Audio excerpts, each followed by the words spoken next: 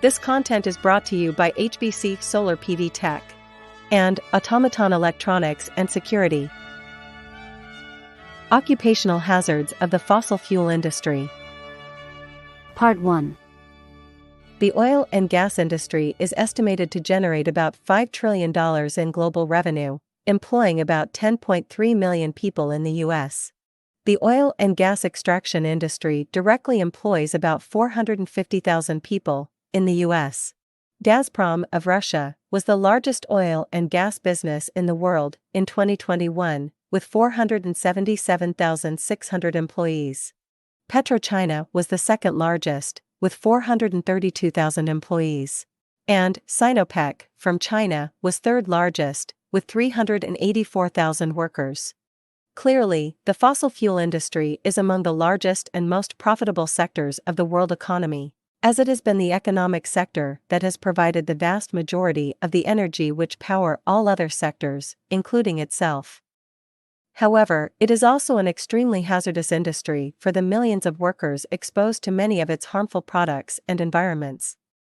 The oil and gas extraction industry routinely exposes workers to a wide array of hazards, due to its wide variety of dangerous tasks, equipment, products, and environments. As will be demonstrated here, it is estimated that over 100,000 people have died since 1970, partly as a consequence of working in the fossil fuel industry. And the amount of workers that have suffered from injuries and illnesses as a consequence of the fossil fuel industry currently surpass the several thousands per year. In the U.S., between 2013 and 2017, 489 oil and gas industry workers were killed on the job. Industry top hazards are generally those causes that generate the most injury, many of which are fatal. As many other industries, the oil and gas extraction industry's top hazards are vehicle collisions, struck by, caught in, and caught between, explosions and fires, falls, and confined spaces.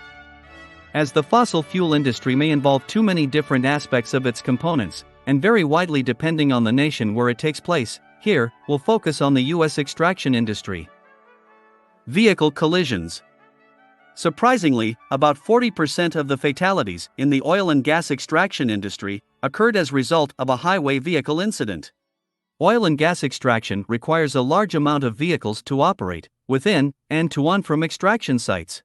And the fact that the industry employs among the largest number of employees, over 10 million in the U.S., is likely a large contributor to its many deadly vehicle accidents. Again, workers mostly have to travel to and from work at various distances.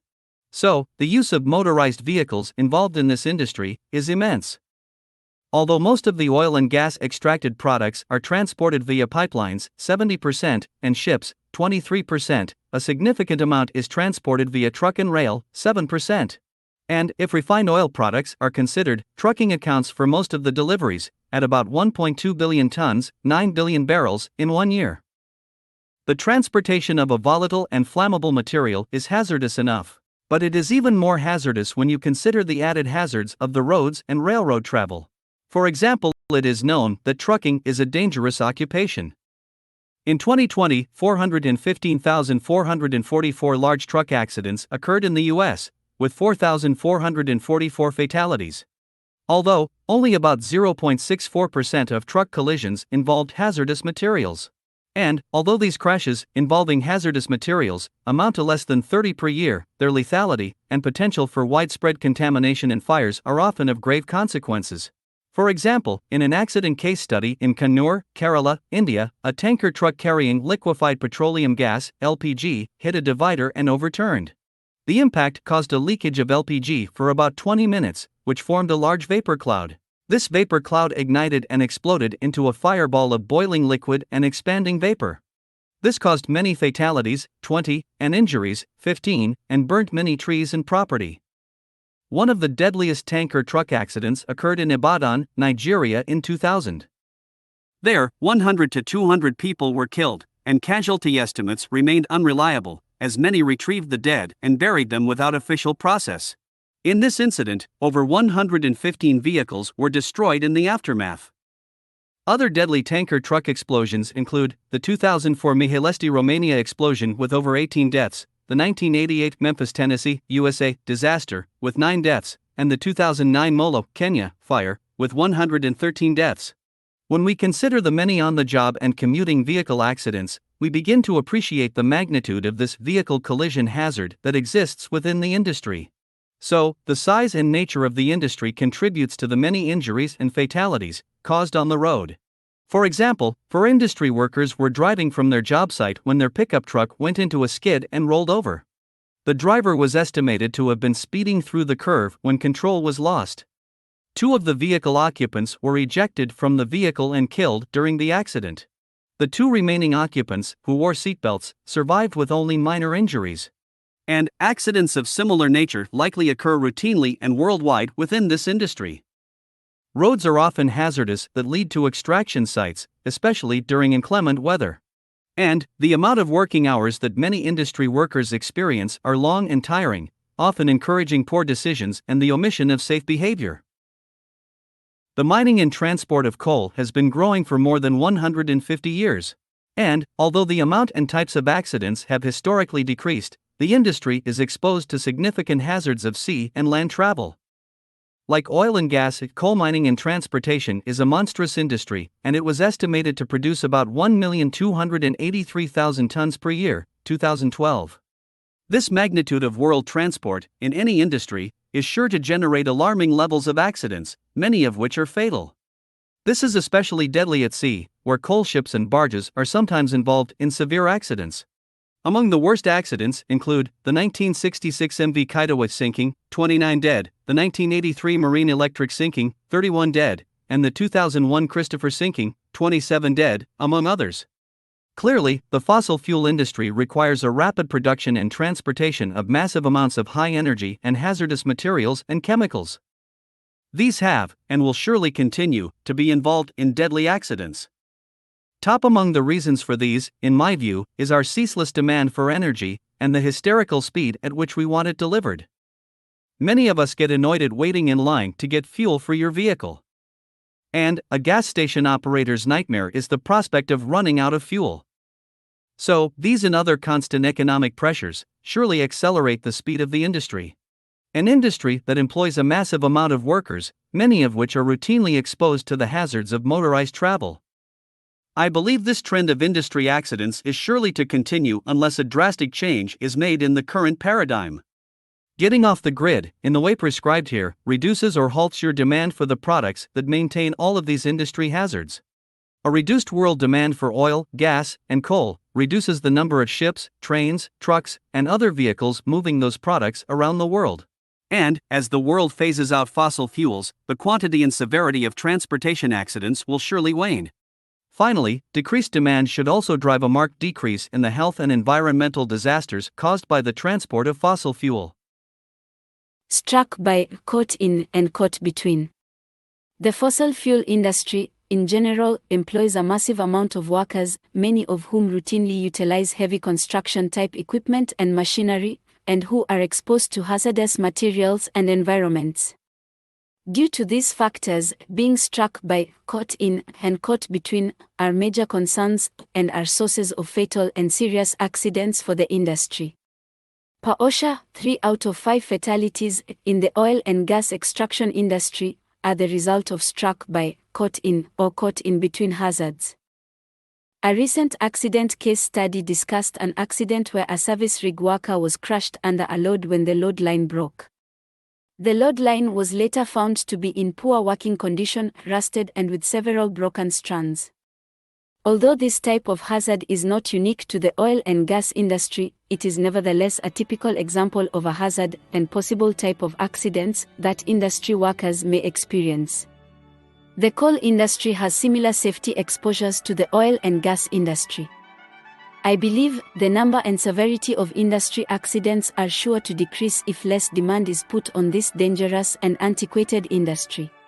For example, if a shift is made to a higher and cleaner technologies and energy sources, I believe a shift to lighter, safer, and more advanced types of machinery is possible for industry workers. Yes, even green technologies require the mining of metals and minerals for their manufacture. But I believe that mining for green materials would be much less and safer if there is a rapid increase in efficiency and a vast decrease in the need for energy, the two pillars of sustainable living. Explosions and fires. By the very nature of the oil and gas extraction industry, it exposes many of its workers to chemicals, materials, and environments that are toxic, flammable, and explosive. And coal, oil and gas extraction operations often occur in remote and hard-to-access areas. So, emergency services may be limited within or to and from those areas. For example, oil wells may be located at sea, in deserts, in jungles, in politically volatile regions, and even in active war zones. Obviously, this may both contribute to accidents and add challenges to accident response. Furthermore, there is a severe risk of fire and explosion within extraction and refining areas due to accidental ignition of flammable vapors or gases. Ignitions may occur in a variety of places: wells, trucks, production equipment, tanks, or shell shakers. And there is a vast variety of sources and circumstances for ignition, natural and man-made. Maintaining a relatively safe environment while extracting, storing, and processing such a large amount of hazardous materials and chemicals is costly beyond belief. I assure you that much of the cost of the fossil fuel energy that you pay for comes from the cost to keep these volatile vapors and gases from igniting. This cost is hard to quantify, as these are worked into the normal operations of the industry. But the strict safety and fire prevention procedures, training, personnel, equipment, and monitoring that are required for the relatively safe extraction of fossil fuel is extraordinarily expensive. And it is especially costly when the human toll is considered.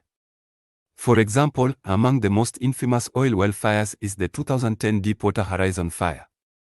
This disaster is perhaps better known for its vast environmental damage. But there, 10 workers were killed, and the structure was practically completely destroyed by fire. There are many other cases of oil extraction site fires and explosions, but the list is too long to exhaust here. But there was a rather deadly case in 1988 called the Piper Alpha Fire. There, 165 men were killed by an explosion of the oil platform located in the North Sea off the coast of Scotland. If you are interested, there is a wikipedia.org article that details the series of events leading to this catastrophic accident. Although coal is not nearly as volatile as oil and gas vapors, it nevertheless burns fiercely and has caused some severe fires. For example, at the edge of the town of Centralia, Pennsylvania, there are many coal mine fires located up to 300 feet deep. These hellish-looking fires have burned for decades and are expected to keep burning for hundreds of years into the future. These fires are fed by ground coal deposits and cause the town to be deserted. False. Coal, oil and gas extraction carry similar fall risks as some other industries. Great heights, hazardous materials, and a variety of elevated work can be found in these and other industries. Thus, this industry suffers from fall injuries at similar rates and severity. For example, from 2005 to 2014, 63 workers died in fall events in this industry, most of whom were derrick men handling pipe from the derrick board, assembling the drilling rig at the well site, or dismantling the drilling rig in preparation for transport. While many methods and equipment can be employed to prevent these and other types of fall accidents, the number one option is always to look for ways to avoid performing the hazardous task. Living off the grid clearly provides such an option, or at least a potential to vastly decrease the requirement of these tasks. Again, by decreasing the demand on the oil, gas, and coal products, so is the demand decreased for all of its operations. And, by extension, a sharp decrease in fall-related accidents should follow. By Hector Vladimir, November 2nd through the 11th, 2023, San Juan de la Maguana, Dominican Republic.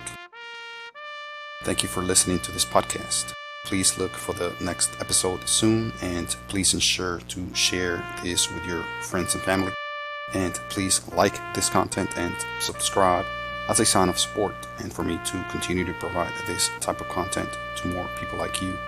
Lastly, if you wish to support this content further, please visit the links provided in this publication.